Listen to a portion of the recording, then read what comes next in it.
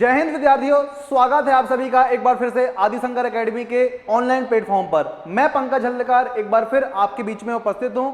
Reasoning विषय में NTPC की जो परीक्षा अभी 5 जून से शुरू हुई है, उसमें किस प्रकार के प्रश्न आपको एग्जाम हॉल में देखने को मिल रहे हैं, उस पर चर्चा करने के लिए आज मैं आप लोगों के बीच में उपस्थित हुआ हूं। 5 जून और 6 जून में पूरी दोनों शिफ्टों में मतलब कुल मिला के 5 जून की 2 शिफ्ट हो गई और आपकी 6 जून की 2 शिफ्ट हो गई। इनमें किस प्रकार के प्रश्नों का समावेश रहा है, हमारी आदिशंकर की एकेडमी ने लगातार एग्जाम हॉल से जो विद्यार्थी अपना पेपर देके आ रहे हैं उनसे संपर्क किया और किस टाइप के प्रश्न उसमें देखने को मिले हैं, उस पर चर्चा करने के लिए आज मैं आपको बताने वाला हूं कि आप यदि आगामी दिनों में, आगामी शिफ्टों में आपका जो पेपर होने वाला है, आपकी जो परीक्षा होने वाली है, उसमें आप किन किन चैप्टरों को इंपॉर्टेंट रूप से उनका पढ़ के और उनका अच्छे से रिवीजन करके जाएं, ताकि एग्जाम हॉल में आपको अच्छी सहायता मिल सके और आपका पेपर बहुत अच्छा जाए, ताकि एनटीपीसी के माध्यम से आप अपनी बेरोजगारी को क्या कर सको, दूर कर सको। ठीक है, तो हमारी आदिशंकर एकेडमी की टीम लगातार विद्यार्थियों से संपर्क कर रही है। किस टाइप के प्रश्नों का आपको समावेश मिल रहा है, मैथ्स में किस प्रकार के प्रश्नों का समावेश मिल रहा है, रीजनिंग के किस प्रकार के किस पैटर्न में क्वेश्चन आ रहे हैं, नंबर ऑफ क्वेश्चन किस अध्याय से सबसे ज्यादा आ रहे हैं और जीएस में किस प्रकार के प्रश्नों को आप देखने को मिल रहा है, ये सब जानकारी आपको आदिशंकर एकेडमी के यूट्यूब चैनल पर आपको सबसे पहले और आपको विश्वसनीय तरीके से क्या है मिल जाएगी।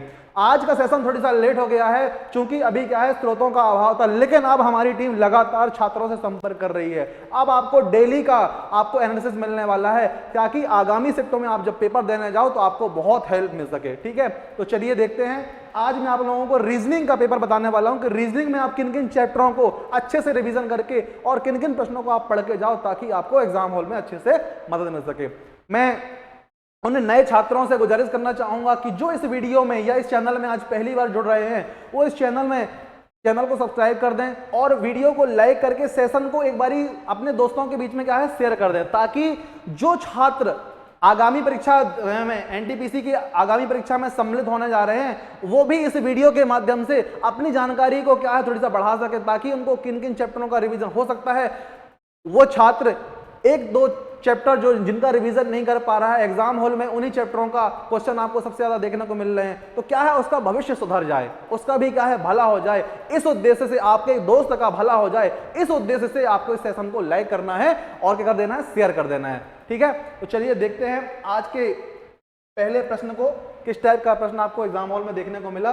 तो आपको एक क्वेश्चन दिया जा रहा है कि आपको यहाँ 5 क्या दिए गए हैं, शब्द दिए गए हैं, उनमें से 4 तो एक दूसरे से संबंधित हैं, एक क्या है इनसे रिलेटेड नहीं है, मतलब इनसे ताल्लुक नहीं रखता है, इनसे किसी प्रकार का संबंध नहीं रखता है। उस लेटर को या उस शब्द को अपन को करना है, ढूंढना है।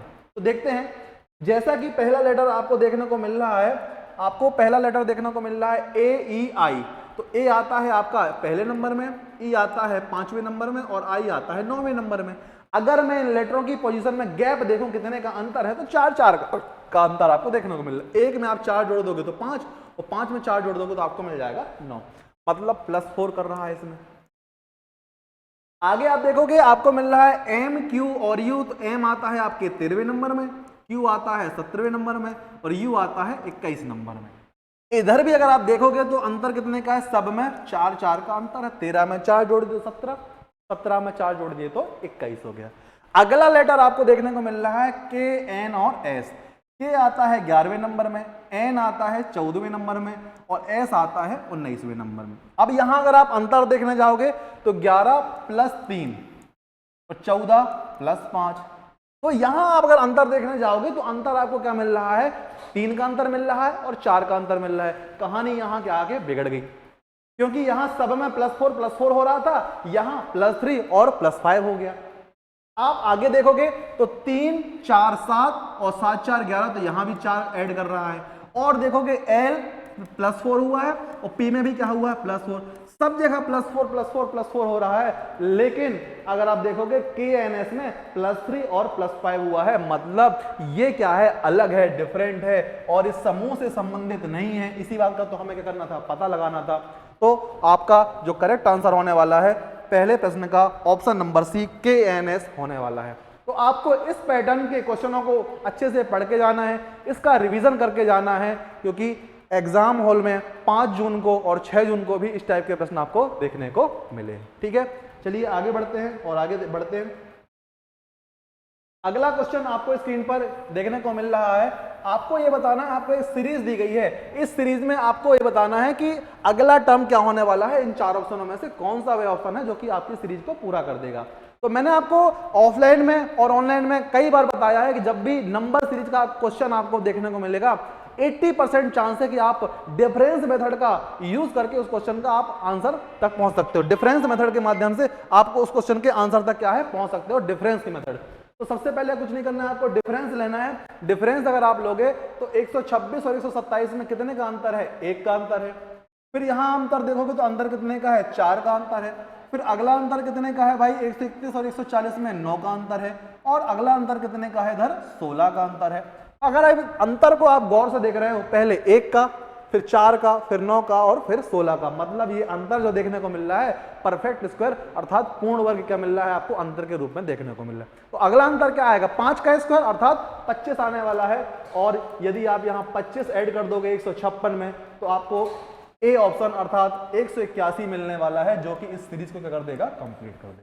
ठीक है, तो आपको नंबर सीरीज का अच्छे से रिवीजन करके जाना है, लेटर सीरीज का आपको अच्छे से रिवीजन करके जाना है, और कुछ पढ़ो चाहे ना पढ़ो आपको नंबर सीरीज तो पढ़ के जाना ही जाना है, क्योंकि 5 जून और 6 जून को भी जो पेपर हुआ है उसमें रीजनिंग में 1 से 2 प्रश्न तो आपको नंबर सीरीज के देखने को मिले ही मिले हैं। तो कुछ पढ़ो चाहे ना पढ़ो भाई, नंबर सीरीज तो पढ़ के बहुत अच्छे से चले जाना। ठीक है, फिर नहीं कहना कि बताए नहीं सर ने। ठीक, चलिए आगे बढ़ते हैं और देखते हैं। अगला क्वेश्चन आपको घड़ी चैप्टर से देखने को मिल रहा है। घड़ी के भी 1 से 2 क्वेश्चन आपको हर शिफ्ट में देखने को मिल ही रहे हैं, जैसा कि स्टूडेंट बता रहे हैं कि घड़ी से क्वेश्चन देखने को मिल रहे हैं। और घड़ी का ये तो रोटेशन वाला क्वेश्चन है शायद, देखते हैं क्या क्या क्वेश्चन बोल रहा है कि एक घड़ी में कितने बजे है? टाइम हुआ है 8:30 और बोल रहा है कि जो घंटे की सुई है वह उत्तर दिशा की ओर है। तो आपको बताना है कि मिनट की सुई किस दिशा में होगी। चलिए सबसे पहले अपन एक घड़ी बना लेते हैं। तो घड़ी बनाने के लिए अपन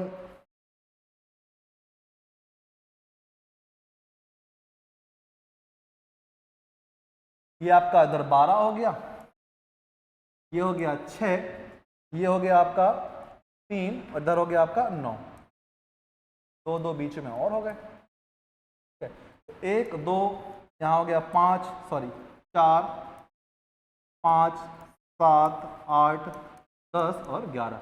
टाइम क्या हुआ है? घड़ी में टाइम बजा है भाई आपका, बोला जा रहा है घड़ी में 8:30, मतलब स्थिति कुछ इस प्रकार से है 8:30 घड़ी में टाइम हुआ है। आपको ये बताना है, क्वेश्चन ने ये बोला है कि घंटे की सुई है वह क्या बता रही है? उत्तर दिशा की ओर। अगर मैं यहाँ दिशा चार्ट बना लूँ 2 मिनट के लिए, दिशा चार्ट अगर आप यहाँ बना लो तो सबसे ऊपर होता है आपका उत्तर, सबसे ऊपर होता है आपका उत्तर, तो ये हो गया आपका नॉर्थ, नीचे हो गया आपका साउथ, ये हो गया ईस्ट और ये हो गया वेस्ट। नॉर्थ और वेस्ट के बीच में ये हो गया आपका वेस्ट, ये हो गया ईस्ट, ये हो गया आपका साउथ, है ना। नॉर्थ और वेस्ट के बीच में हो गया आपका ये साउथ, और वेस्ट के बीच में हो गया आपका ये साउथ वेस्ट, नॉर्थ वेस्ट के बीच में हो गया नॉर्थ वेस्ट, इधर हो गया आपका नॉर्थ ईस्ट और इधर हो गया आपका साउथ ईस्ट। कह रहा है क्वेश्चन की ये स्थिति है ना 8:30 में घंटे की सुई की स्थिति क्या है? ये है, मतलब जो साउथ वेस्ट है, जो साउथ ईस्ट है आपका, जो आपका साउथ ईस्ट है, जो आपका साउथ ईस्ट है वो क्या बन गया है? नॉर्थ बन गया है। क्वेश्चन क्या बोल रहा है? जो आपका साउथ वेस्ट लिखा, आपका जो साउथ वेस्ट, इधर क्या होगा? साउथ और वेस्ट के बीच की कहानी है ना। आपका जो दक्षिण पश्चिम है, अर्थात जो आपका साउथ वेस्ट है वह क्या बन गया? नॉर्थ बन गया, उत्तर बन गया। तो अगर साउथ वेस्ट नॉर्थ पहुंच गया तो इसमें कितने का चेंज हुआ भाई? अगर यहां से ये नॉर्थ वेस्ट जाएगा तो कितना चल जाएगा? 90, और नॉर्थ पहुंच रहा है तो कितना चल दिया? 45, और मतलब 135 डिग्री। कितना चल दिया? 135 डिग्री क्लॉकवाइज का क्या हो गया? इसमें चेंज हो गया। मतलब नॉर्मली अगर हम यहाँ देखें तो यहाँ दिशा कौन सी होती है? साउथ वेस्ट, लेकिन साउथ वेस्ट को क्वेश्चन ने क्या बोल दिया? उत्तर बन गया, अर्थात नॉर्थ बोल दिया। तो साउथ वेस्ट यदि क्या बन जाए? नॉर्थ बन जाए तो कितना चला? साउथ वेस्ट यदि नॉर्थ बन जाए तो यहां से ये लेके यहां तक पहुंच गया, और कितने डिग्री मूवमेंट किया? तो 135 डिग्री क्लॉकवाइज चला। कितना चला? 135 डिग्री क्लॉकवाइज चला। तो मिनट की सुई में भी यही अंतर चेंज होगा, 135 डिग्री क्लॉकवाइज चलेगी, तो मिनट की सुई 8:30 में कहाँ होती है, इधर होती है। यहां से अगर वो 135 डिग्री चलेगी तो 90 डिग्री में यहां पहुंच जाएगी पश्चिम में, और 45 डिग्री और चलना है तो 45 डिग्री और चलना है, मतलब ये घड़ी की सुई यहां पहुंच जाएगी। और ये दिशा कौन सी है, ये आपका नॉर्थ है और ये आपका वेस्ट है, तो नॉर्थ और वेस्ट के बीच में नॉर्थ वेस्ट अर्थात आपका उत्तर पश्चिम करेक्ट आंसर होने वाला है। उत्तर पश्चिम option number D, north west आपका बिल्कुल राइट आंसर होने वाला। तो घड़ी में रोटेशन वाला क्वेश्चन तो आपको पढ़ के जाना ही है कि घंटे की सुई मिनट की सुई ऐसा बदल गया, ये आपका ये पढ़ के आपको बहुत अच्छे से जाना है ना। तो आपका दिशा दूरी वाला क्वेश्चन है, लेकिन दिशा दूरी में कॉन्सेप्ट किसका यूज किया, घड़ी का। दिशा और दूरी चैप्टर का ये प्रश्न है, लेकिन इसमें कॉन्सेप्ट किसका यूज किया गया है, घड़ी वाला कॉन्सेप्ट यूज किया गया है। किसका, दिशा और दूरी का क्वेश्चन है ना। दिशा दूरी का आपका यह प्रश्न है, आपको ये बहुत अच्छे से पढ़ के जाना है, ठीक है। चलिए आगे बढ़ते हैं और देखते हैं अगला प्रश्न।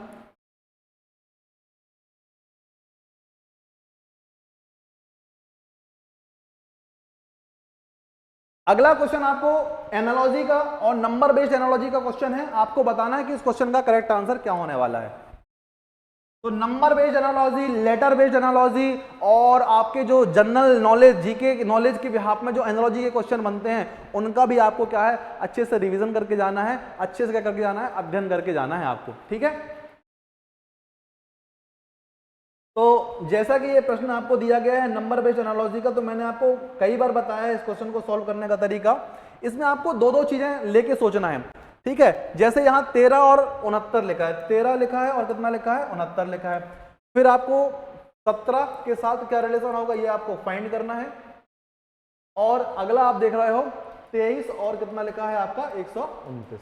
तो यहाँ आपको दो दो चीज सोचनी है। जैसे 13 पना 65, 13 में यदि मैं 5 का गुणा कर दूं और 4 जोड़ दूं तब भी मुझे कितना मिल जाएगा, 69 मिल जाएगा। लेकिन अगर 23 में 5 का गुणा कर दूंगा कितना आ जाएगा आपका, 23 पंजे कितना होते हैं आपके 115, 115 में फिर आपको कितना जोड़ना पड़ेगा, 14 जोड़ना पड़ेगा, है ना। तब जाके कहीं आपको क्या मिलेगा, 129 मिलेगा। तो ये लॉजिक क्या हो रहा है, हमारा फेल हो रहा है। अब +4 इंटू 5 करके आपने किए तब आपको लॉजिक नहीं मिल रहा है। अब इंटू 6 करके देखो, तो अगर मैं 13 में 6 की गुणा कर दूं तो कितना जाएगा 78, और 78 में से कितना घटा दो आप, 9 घटा दो, कितना घटा दो, 9 घटा दो, तो आपको कितना मिल जाएगा, आपको 69 मिल जाएगा। ऐसे ही इधर आप 23 में 6 का गुणा कर दो, 23 में अगर आप 6 का गुणा कर दोगे तो कितना मिल जाएगा आपको 138, और 138 में से अगर आप 9 घटा दोगे, 138 में से 9 घटा दोगे तो कितना मिल जाएगा आपको 129 मिल जाएगा। तो लॉजिक अपन को ये मिल गया कि इंटू 6 करना है, माइनस का 9 करना है, इंटू 6 करना है, माइनस का 9 करना है। तो 17 में अगर आप 6 का गुणा कर दोगे तो 17 छक्का 102, और 102 में से अगर आप 9 घटा दोगे तो कितना जाएगा 93, अर्थात 93। ऑप्शन नंबर बी क्या होने वाला है, आपका करेक्ट होने वाला है। तो आपको नंबर बेस्ड एनालॉजी के क्वेश्चन को अच्छे से रिवीजन करके जाना है, अच्छे से आपको पढ़ के जाना है, ठीक है। अगला क्वेश्चन,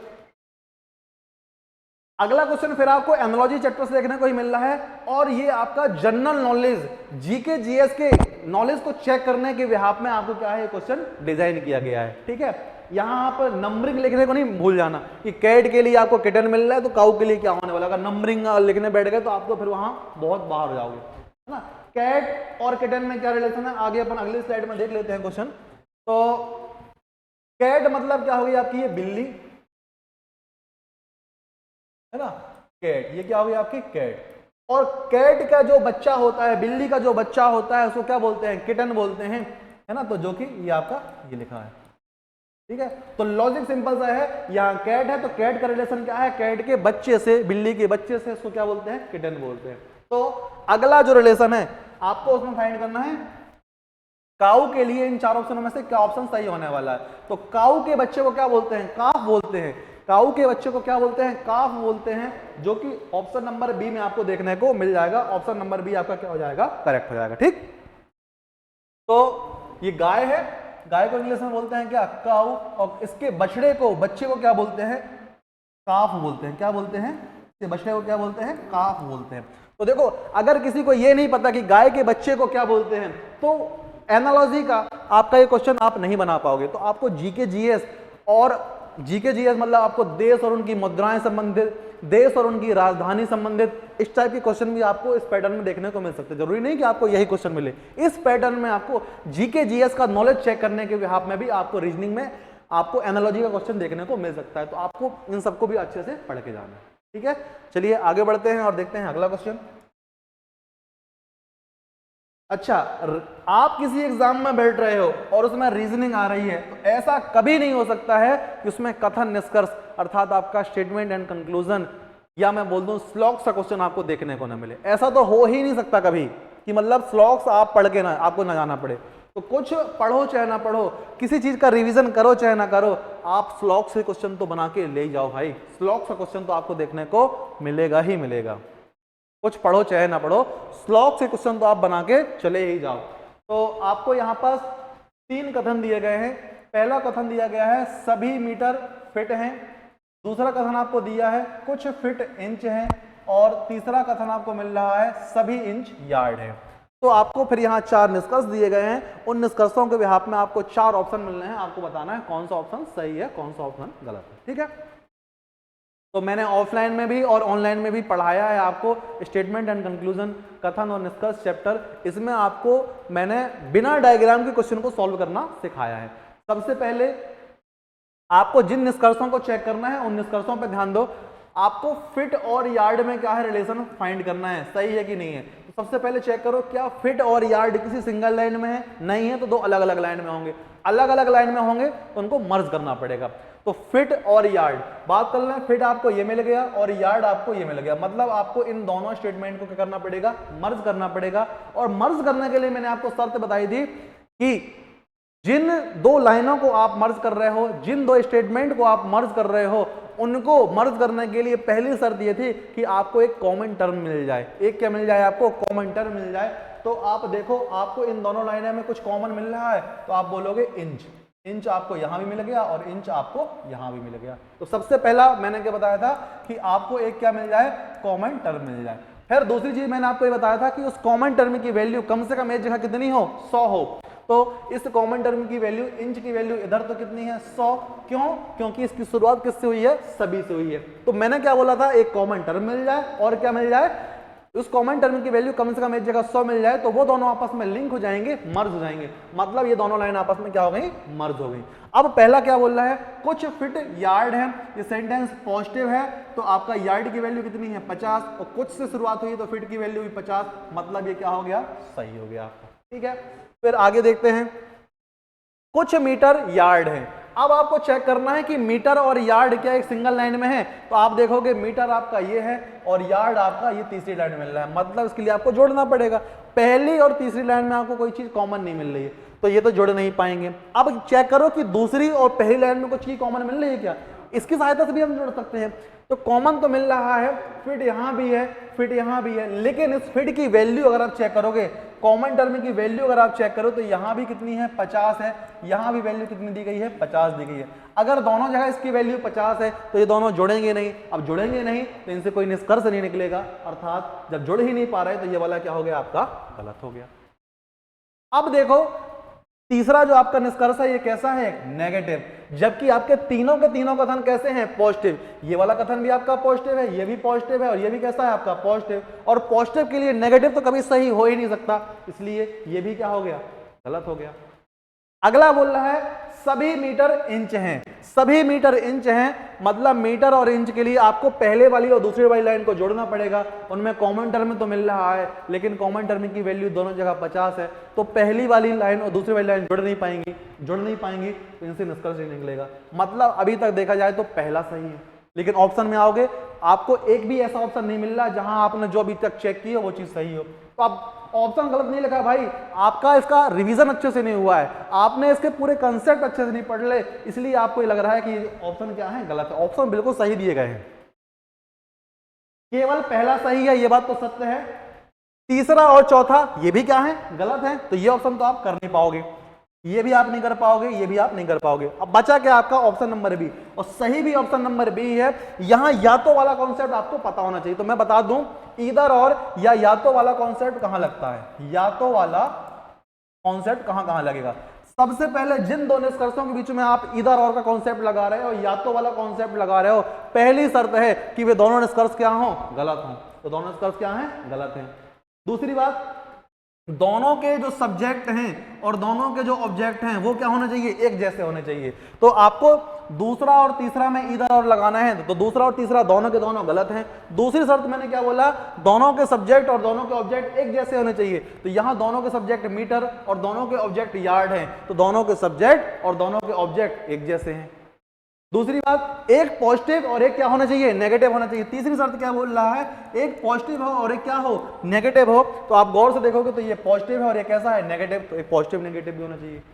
दोनों के सब्जेक्ट, दोनों के जो सब्जेक्ट हैं, एक 50 होना चाहिए, एक क्या होना चाहिए, 100 होना चाहिए। तो इस सब्जेक्ट की वैल्यू कितनी है, 50, और यहां कितनी है आपकी, 100 है। तो इस कंडीशन को उसने क्या कर दिया, पूरा कर दिया। मतलब इधर और का कंसेप्ट यहां लग सकता है। तो आपका जो करेक्ट आंसर होने वाला है ऑप्शन नंबर बी होने वाला है। तो आपको कथन निष्कर्ष में पूरा अच्छे से पढ़ के जाना है और इधर और का कंसेप्ट भी आपको पढ़ के जाना है, क्योंकि ये क्वेश्चन आपको एग्जाम में देखने को मिला है।